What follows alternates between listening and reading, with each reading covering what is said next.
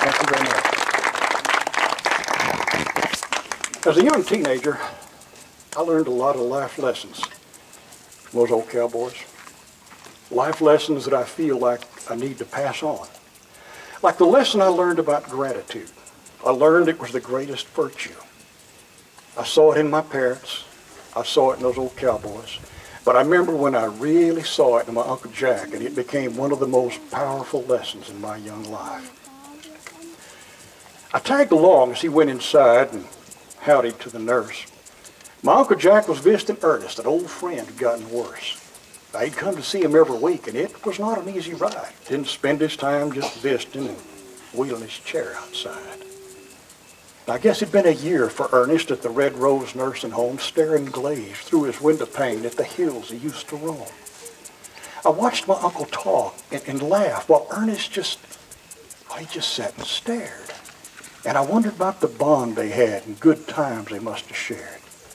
I said, Uncle Jack, what makes him special and why are we even here? That old black man don't know we came, and I bet you he can't hear.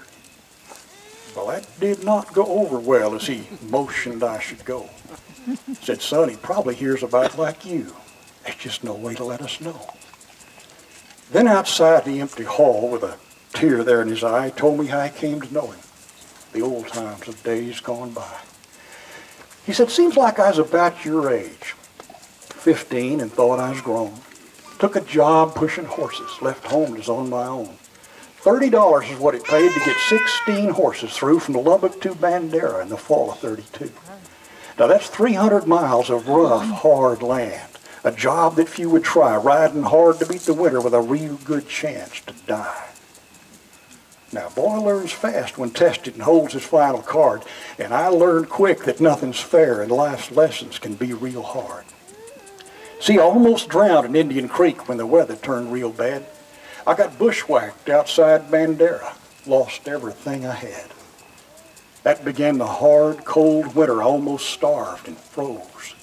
No job, no coat or shelter, and frostbite bit my toes.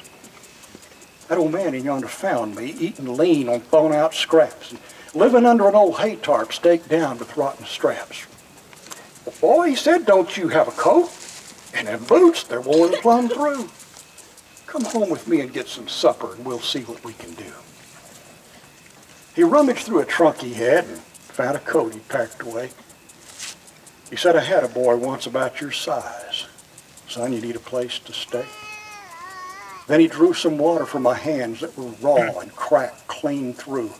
Said his room's in back, just like he left it, but son, it's there for you.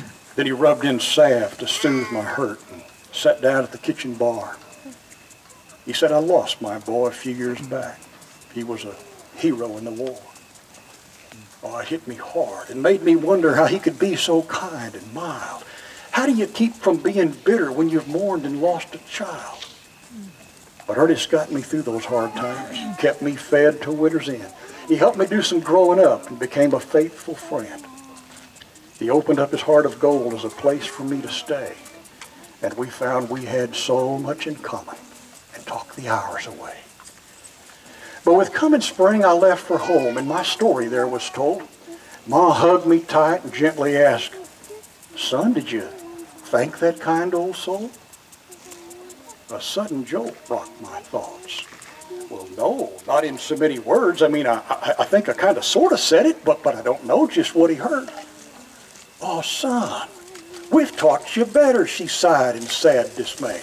You get back and thank him proper, because you got a debt to pay. See, gratitude is the greatest virtue. It's the memory of the heart. It's the mother of a happy life and where love and kindness start. And while words of thanks are proper, they're of little value, son, if they don't result in action and showing what you've done. So you get back and show that man you mean to pay your debt. Show him your heart is grateful and you'll have nothing to regret.